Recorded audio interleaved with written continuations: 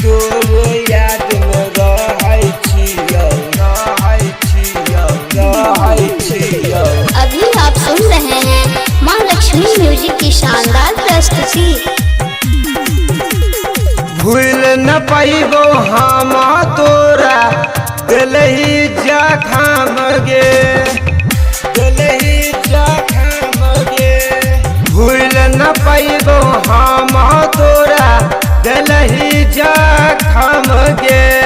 तोरे याद में रहै छियौ सुन जान हम गे, तोरे याद में रहै छियौ सुन जान हम गे।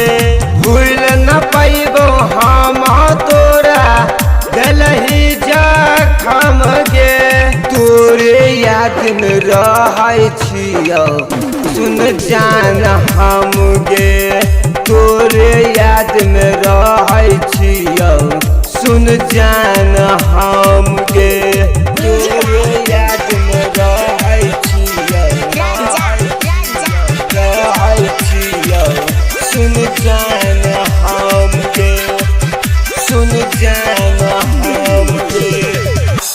जानू से ज्यादा हम चाहलियो तोरा, चीर के देख ले दिल दम रखने छियौ तोरा, रखने छियौ तोरा।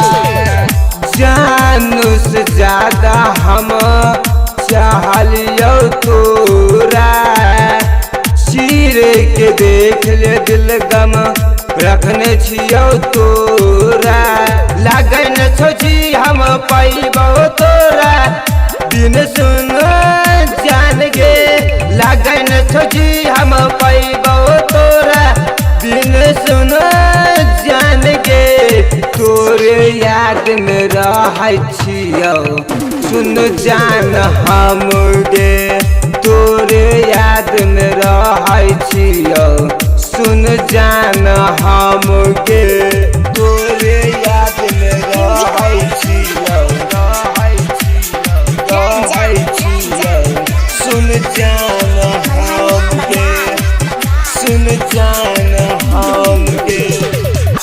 हमरा दुतिया ऐसन दिलहि के धोखा, प्यार हम कर रियो जान से ज्यादा, जान से ज्यादा। हमरा दुतिया ऐसन दिलहि के धोखा, प्यार हम कर रियो जान से ज्यादा। राइटर संतोष रमन जी के दिलहि जखम गे, राइटर संतोष रमन जी के दिलहि जखम गे। तोरे याद में रहै छियौ सुन जान हम गे, तोरे याद में रहै छियौ सुन जान हम गे। रिकॉर्डिंग बाय माँ लक्ष्मी म्यूजिक, धोईघाट, दरभंगा।